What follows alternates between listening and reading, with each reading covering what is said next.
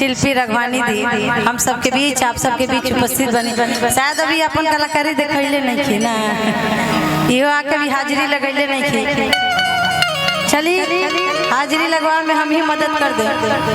हम आज इनका से आग्रह भी करब कि हमारे गीत से इनकर कार्यक्रम के हाजिरी भी लग जाओ और कुछ प्रस्तुति भी हो जाए आप सबके बीच।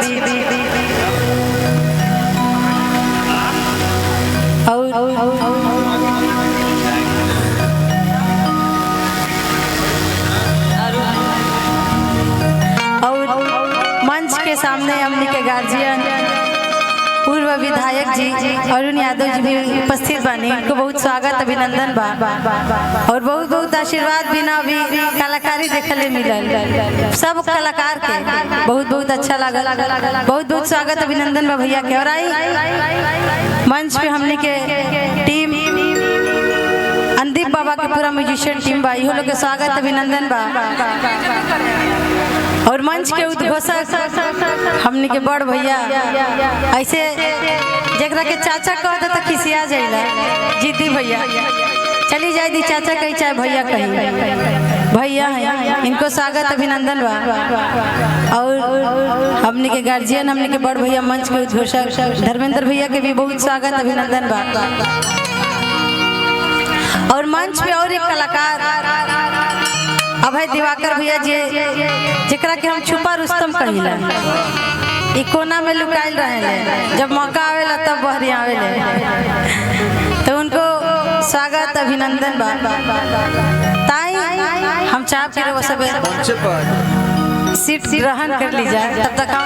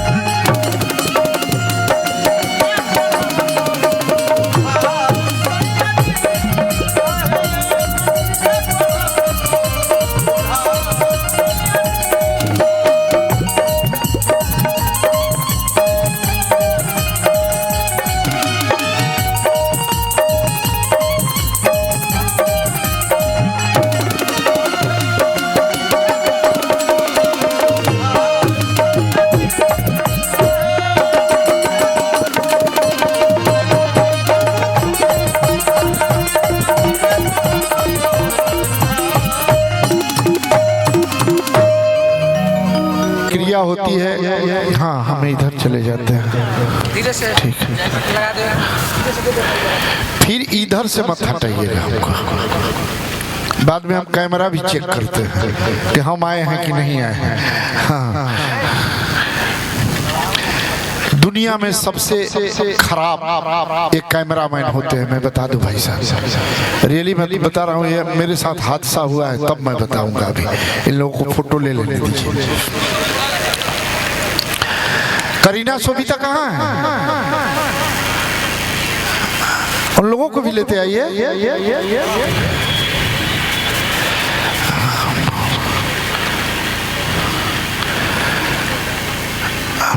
कुछ देर बाद हम आपसे बात करेंगे। आए, गोड़ लगता नहीं महाराज जी, आए जी। जब खाक नशे मन कुछ न रहा तब टूट के बरसा पानी भी, जब खाक नशे मन कुछ न रहा तब टूट के बरसा पानी भी, उस वक्त कहाँ थी काली घटा जब आग लगाई लोगों ने। आइए करीना पांडे और सोबिता पांडे।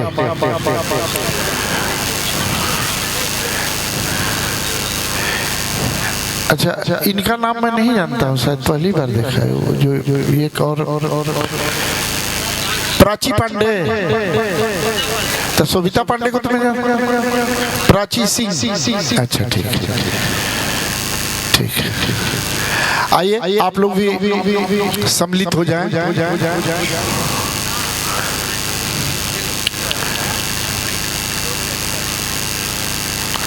आ जाइए आप लोग। सविता जी आइए, इधर आ जाइए आप लोग।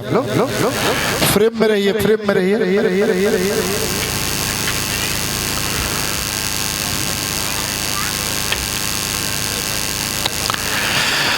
हाँ बड़े पापा का भी आगमन हो गया। रहिए आप लोग।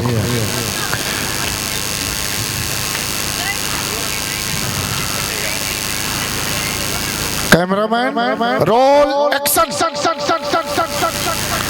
हाँ भाई इसी तरह शूटिंग में बोलते हैं सब। रोल एक्शन, उसके बाद एक्शन शुरू हो जाता है।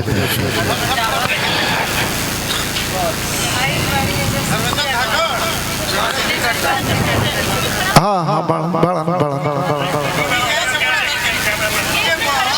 अच्छा ठीक। धर्मेंद्र जी भी हैं। कुछ देर बाद मैं आपको ये माइक सौंप दूंगा, ठीक ना? जी भैया हम आए, देखिए उधर से इधर क्या अच्छा थोड़ा सा आप लोग पीछे हो जाइए। ये लगा है ये मतलब वैसे होने वाला पटाखा टाइप का। हाँ केक कटने के बाद वो इसे बहुत डर लगता है।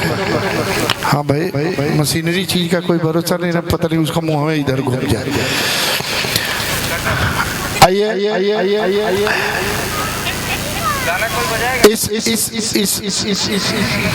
हाँ हैप्पी बर्थडे वाला गाना बजाइए जी। हेलो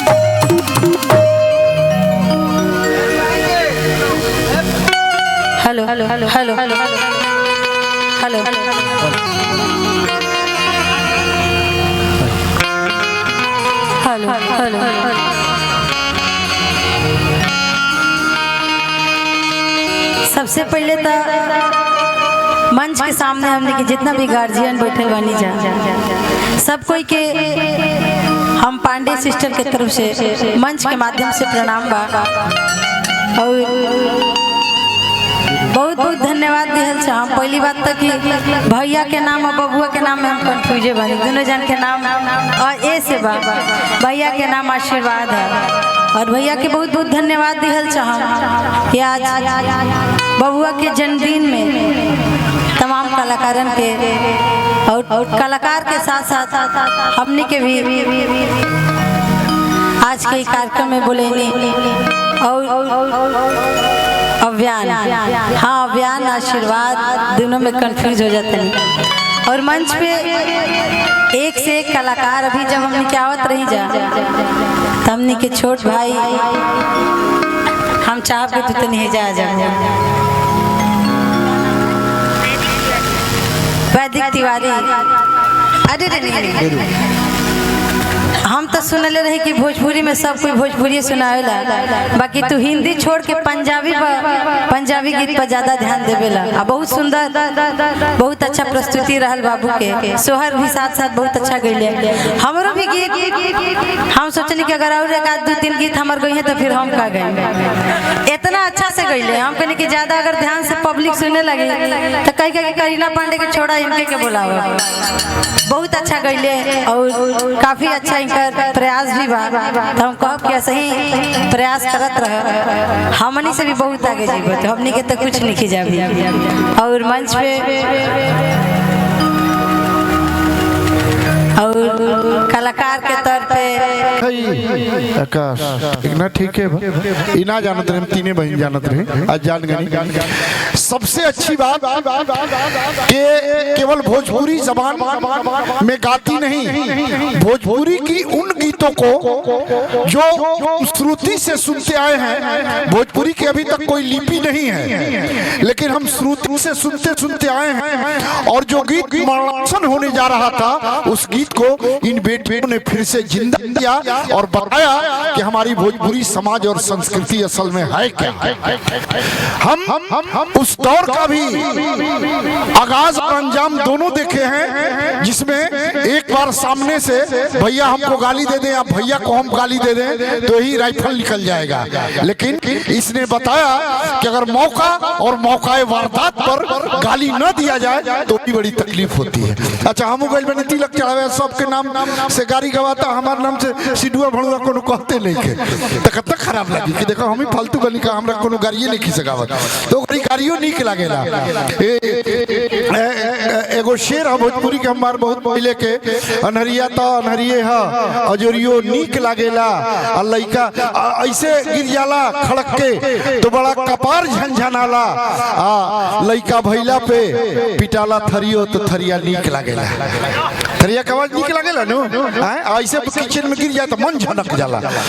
तो इन बेटियों को मैं इसलिए धन्यवाद देना चाहता हूं कि हिंदुस्तान के बाहर बाहरूमी मुल्कों में जहां की मादरी जबान उर्दू और फारसी है, वहां भी इन बेटियों को आज भोजपुरी में सुना जाता है हिंदुस्तान के बाहर, इसलिए धन्यवाद की पात्र हैं। और सबसे बड़ी बात ये जो है हम लोगों के जिले की है, इसलिए भी गौरव की बात है। मैं रियली कहता हूं जब भोजपुरी का इतिहास लिखा जाएगा, महेंद्र मिश्र लिखे जाएंगे, भिखारी ठाकुर लिखे जाएंगे, भरत शर्मा लिखे जाएंगे, तो उसमें कहीं ना कहीं आपका भी नाम एक पन्ने में होगा जो स्वर्णिम अक्षरों में लिखा जाएगा। इन बेटियों के लिए आप ताली बजाएं। एक बार आप लोग चाहें तो हमारे लिए भी बजा सकते हैं, नहीं बजाएंगे तो कोई, हाँ तो परमानेंट भाई तो क्यों चाहत नहीं के हम रखे, जैसे चुनाव लड़ा दिया है हमारा तारा के, तो हम तारा से ढेर वोट पाई,